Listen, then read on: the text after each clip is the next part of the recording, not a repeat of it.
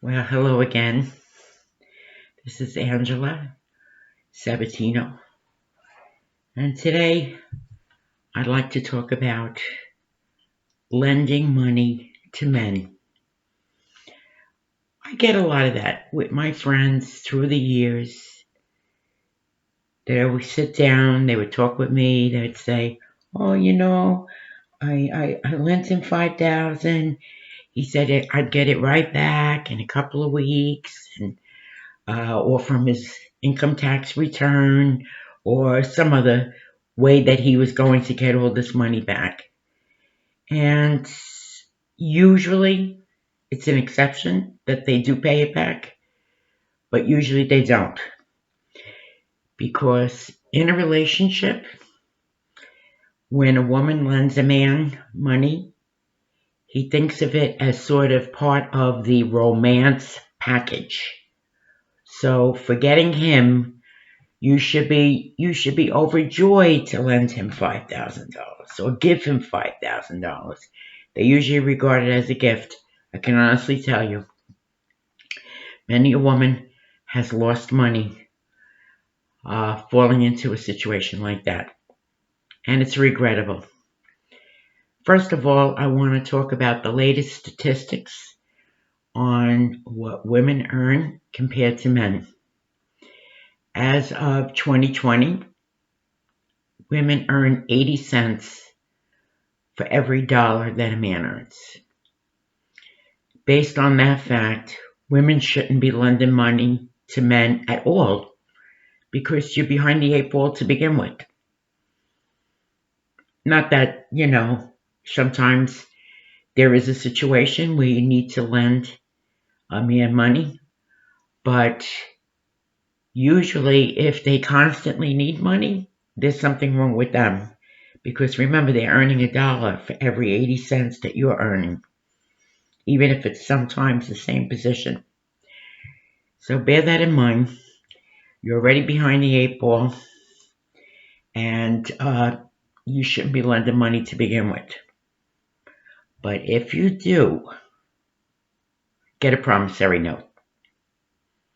Now, a lot of you are going to say, well, it's a relationship, it's going to cause a lot of trouble, or, they may think I mistrust them, or some other, thing that could happen in a relationship which would break it off, or so women think. That's not going to break them off. But if you think that, my analogy for a promissory note is this. If you're on the highway and you're doing 55 miles an hour, do you really need a radar to guide you and warn you that a patrol car is nearby, clocking you how many miles you're going per hour? No. If you're doing the right thing, then you have no need to worry. Promissory note is like going 55 miles an hour. You don't have to worry. And the reason being is that if someone has every intention of paying you back, then that promissory note is nothing. They'd be willing to sign it. They don't care what's in it, other than if you're going to get into big high style banking, with interest rates and everything. Usually women don't do that. They just want the money that they lent their boyfriend, to and just give it back.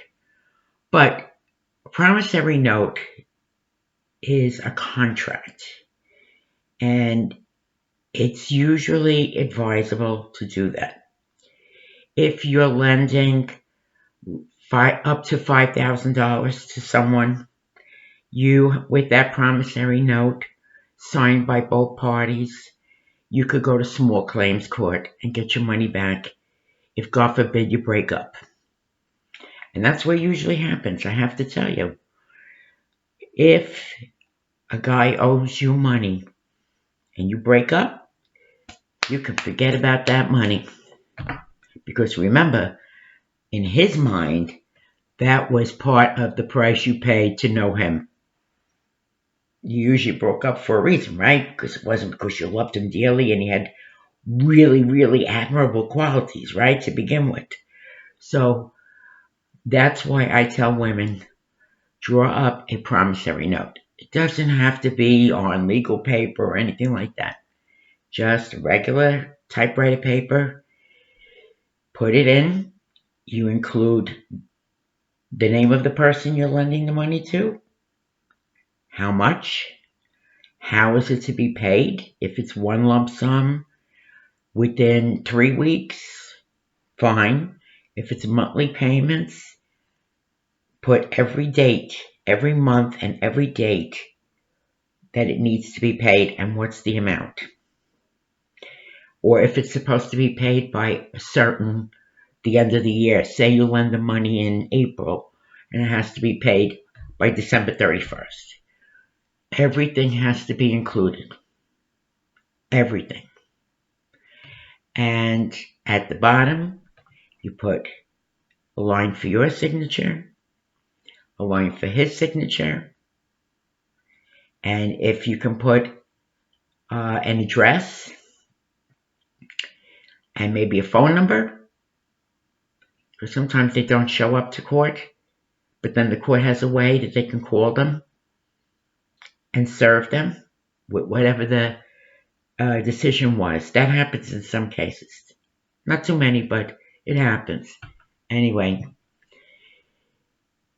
your boyfriend should have no problem signing that. If he's in earnest and he's going to pay you back at the time agreed, then it's just like, where do I sign?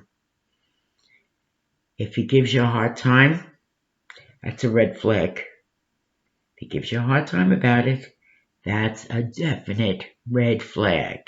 That means he's thinking and he's weighing things like, maybe I'll think of it as a gift. I don't know. Maybe I don't have the money that I'll never pay him back, pay her back. I can't pay her back, but I'll agree to it so I get the money.